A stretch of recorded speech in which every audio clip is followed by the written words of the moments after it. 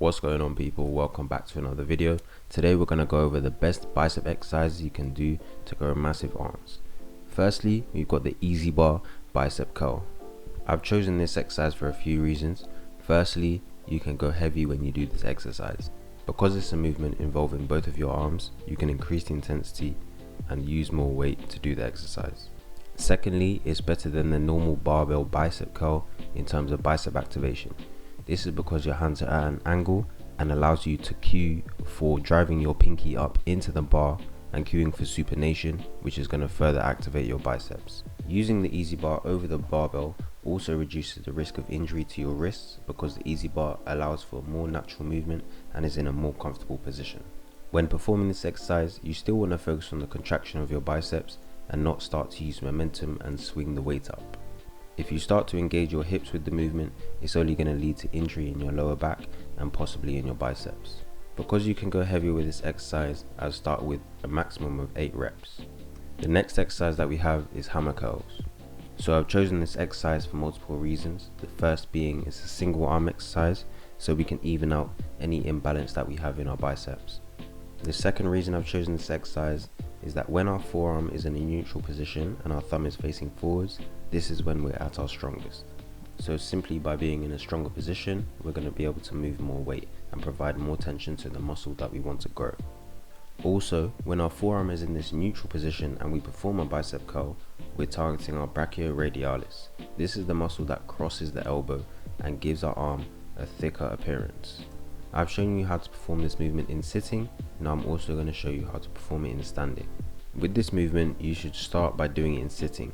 The reason for this is you get to focus on the technique of the movement and not using too much momentum, and try to build that mind-muscle connection.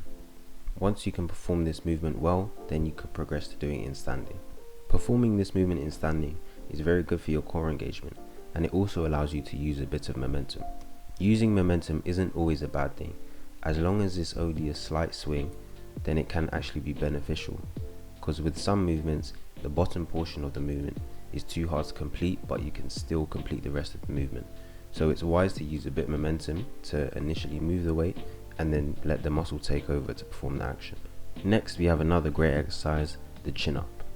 I've chosen this exercise because it's not easy at all to pull your own body weight, but if you become proficient at this, it can make a big difference to your physique. To perform this movement, to target your biceps in particular, you need to perform it with a supinated grip. This simply means to have your palms facing you and have your knuckles facing away from you.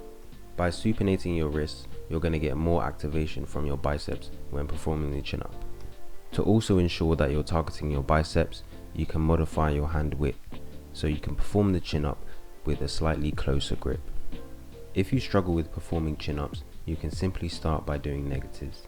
You jump up to the bar and hold yourself, and then you're going to lower yourself for 4 seconds back down to the floor, and then perform this movement again. The next exercise is another of my favorites, the incline dumbbell curl. The reason I love this exercise so much is because you don't need heavy weights with this exercise to be effective. The position that we put our arm in makes the exercise a lot more challenging because our bicep is fully lengthened. It's not only more difficult because of the bigger range of motion, but it's more difficult because of the starting position of the movement. Although we can produce more force from our muscles from lengthened positions, it's also these positions in which we have the least leverage. And because it's the starting position of this movement where we have the least leverage, this is the position that's most difficult. But the increased range of motion of the movement is a good thing. This means we can apply more tension to the muscle when it's fully lengthened, and this leads to more muscle growth.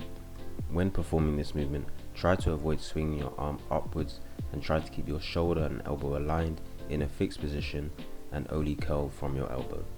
This exercise is going to be more effective when you're in control of the weights and you're performing it with the correct technique. Because this is an exercise where you don't need to go heavy, I suggest performing it with higher reps. You can perform anywhere between 12 and 20 reps using a light weight, because if you use a heavy weight, it's likely that your form is going to break down. As this exercise is more effective with higher reps and you're going for more of that pump feeling, it's important that you focus on the mind-muscle connection and squeeze your biceps at the top of every rep. And that's it for this video. I kid you not when I tell you I couldn't feel my arms for a week after this workout. Thanks for watching, subscribe for more, and I'll see you in the next one.